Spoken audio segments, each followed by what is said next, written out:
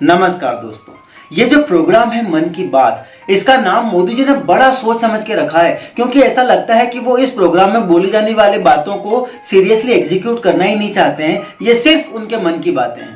तो इस वीडियो में हम बात करने वाले हैं ऐसी चीजों की जो हम कर सकते हैं आत्मनिर्भर भारत और मेक इन इंडिया जैसे प्रोग्राम्स को सक्सेसफुल बनाने के लिए। तो चलिए शुरुआत करते हैं। हम एग्जांपल लेते हैं खिलौनों का। दोस्तों, हमारे देश में चाइनीज खिलौनों का मार्केट है 12,000 करोड़ रुपए का, जबकि भारत के बने हुए खिलौनों का बाजार है मात्र 1,000 करोड़ का, यानी 10% से भी कम। और इसमें भी रही सही कसर पूरी कर दी BIS सर्टिफिकेट ने। BIS मतलब ब्यूरो ऑफ इंडियन स्टैंडर्ड्स। दोस्तों, ये सर्टिफिकेट कंपलसरी बना दिया गया है खिलौने बनाने के लिए। वैसे BIS सर्टिफिकेट बहुत अच्छी बात है। हम में से कौन ये चाहेगा कि खिलौने सेफ ना हो? ऑफ कोर्स हम सब ये चाहते हैं कि खिलौने सेफ हो, लेकिन पहले हम खिलौने बनाने की इंफ्रास्ट्रक्चर तो तैयार करें। हम ऐसी सुविधाएं तो दे लोगों को कि वो खिलौने बना पाए। अभी खिलौने बनाने की ही हमारे पास फैसिलिटीज नहीं है और हम बात कर रहे हैं सेफ्टी की। ये तो वही बात हो गई कि हमारे पास मकान खरीदने के पैसे है नहीं और हम चिंता कर रहे हैं इंटीरियर डिजाइन पे आने वाले खर्चे की। हमारे देश में ज्यादातर खिलौने छोटे मोटे निर्माता बनाते हैं जिनके पास इतनी जगह नहीं होती कि वो एक स्पेशल लैब बना पाए इस चीज के लिए। लेकिन सरकार ने इन लोगों को हेल्प करने के लिए कौन सा कदम उठाया है, कौन सी फैसिलिटी दे रही है सरकार?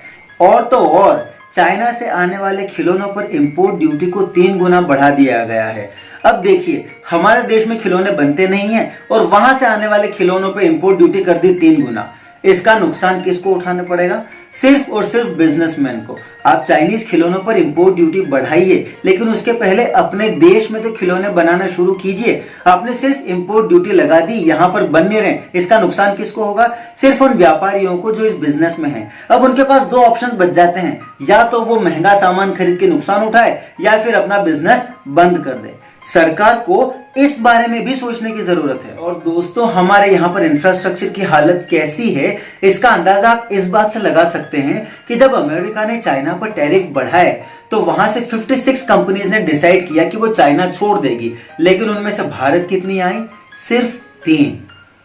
अगर आप कुछ और एग्जांपल्स लें तो चाइना में शंघाई और बीजिंग के बीच की डिस्टेंस है लगभग 1200 किलोमीटर और इस डिस्टेंस को कवर करने में लगते हैं 12.5 घंटे, जबकि भारत में मुंबई और दिल्ली के बीच की डिस्टेंस है लगभग 1400 किलोमीटर और इस डिस्टेंस को कवर करने में लगते हैं लगभग 22 घंटे।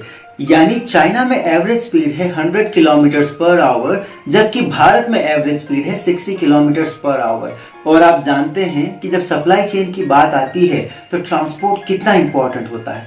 और साथ ही पावर आउटेज भी भारत में एक बहुत बड़ी समस्या है। लैंड एक्वायर करना और उस जमीन पर एक मैन्युफैक्चरिंग प्लांट बनाना अपने आप में एक बहुत चैलेंजिंग काम है।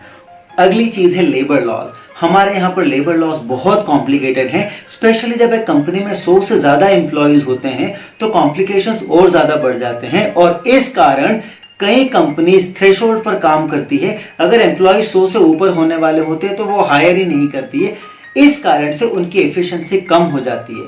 ओवरऑल अगर आप देखें तो चाइना की एफिशिएंसी हमारे यहाँ की कंपनीज की एफिशिएंसी की 4 से 5 गुना होती है और वो इसलिए कि हमारे लेबर लॉज थोड़े ज्यादा स्ट्रिक्ट हैं, हमारे यहाँ पर ओवरऑल स्किल्स थोड़ी कम है और ऐसे बहुत सारे फैक्टर्स और भी हैं जिनके ऊपर काम करने की जरूरत है। वैसे ईज ऑफ डूइंग बिजनेस की लिस्ट में हमारी रैंक इंप्रूव हुई है। हम 14 रैंक ऊपर आ गए हैं। अब हमारी रैंक है 63rd, लेकिन अभी भी हम आसपास भी नहीं है उस स्पेस के जहां पर हमें होना चाहिए। तो दोस्तों, अगर हम आत्मनिर्भर और मेक इन इंडिया को एक रियलिटी बनाना चाहते हैं तो हमें और भी बहुत सारे चेंजेस करने होंगे। तो दोस्तों, आज के लिए बस इतना ही। अगर आपको ये वीडियो अच्छा लगा तो आप मुझे सपोर्ट करें इस वीडियो को लाइक करके और मेरे चैनल को सब्सक्राइब करके।